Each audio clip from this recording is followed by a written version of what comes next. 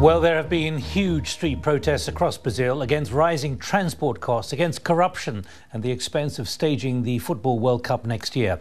In Sao Paulo, crowds brought the main avenues of Brazil's biggest city to a standstill. In the capital, Brasilia, protesters breached security at the National Congress. They got onto the roof of the building. Ben Moore has latest details. Hundreds of thousands on the streets, the biggest demonstrations in Brazil for 2 decades. The mood of what started as a peaceful gathering in Rio de Janeiro soon changed. Protesters threw rocks at police and set fire to the State Assembly building. The trigger, an increase in the price of bus fare in Sao Paulo.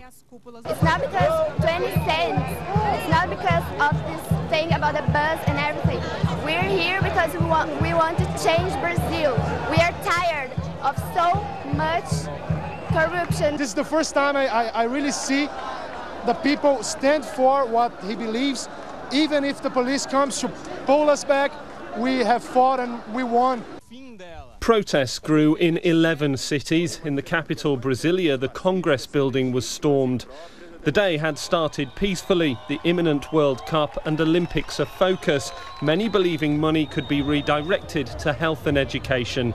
Some banners even warned foreigners not to come to the World Cup because of the billions spent on stadiums.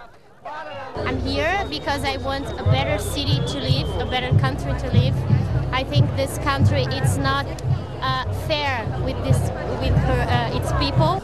As the eyes of the world turn to Brazil over the next few years, ministers have warned protesters they won't be allowed to disrupt the current Confederations Cup or next year's World Cup.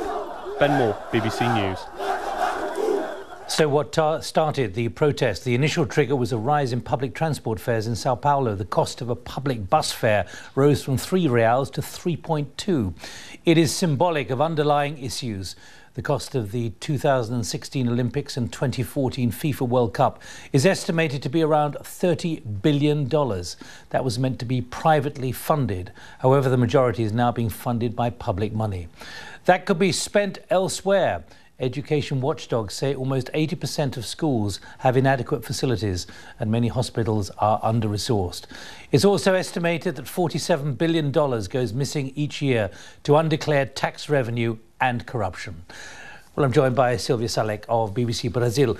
Silvia, first of all, the speed at which this is now developed, what's driven it? It was probably social media sites. It started some weeks ago with a smaller protest, and after the heavy-handed police reaction last week in São Paulo, where many people were injured, the following protest just became bigger and bigger. And then yesterday we had 250,000 people on the streets of many cities. And just in Rio, 100,000 people. That's huge for So it was standards. literally brought together by community empowerment, was it? In a way, yes, because it started with the protest against the rise in transport fares, but then suddenly it became something much bigger than that. Just gathering, a long list of grievances from health, provision, education, corruption, violence. So it is something that, in a way, doesn't have a specific focus. I think it also expresses the desire of the Brazilian people to have a developed country that is not just about earning more money and having full employment that we have at the moment. It's having all the public services and the improvements that come with being developed. Are there any leaders to this movement? Not really. There are a few people who came forward saying that they are, leaders of a specific group here and there, but no. And that's what makes it a bit difficult to achieve any targets, because the government says, I want to talk to the leaders of the movement. And then, 3 young students come forward, and their agenda is quite wide. So it's difficult to see where it's going to lead to. So what's been the political reaction from the president downwards? Dilma Rousseff said that the protests are legitimate, but she's not just the only target of the protesters. All levels of government are being targeted by it. So there's no unified reaction. They're saying different things according to the specific grievances that are being raised to their specific situation in their states or their cities. Silvia Salek from BBC Brazil. We're not sure which way it's going to go now, but thanks for joining me to explain what the background is.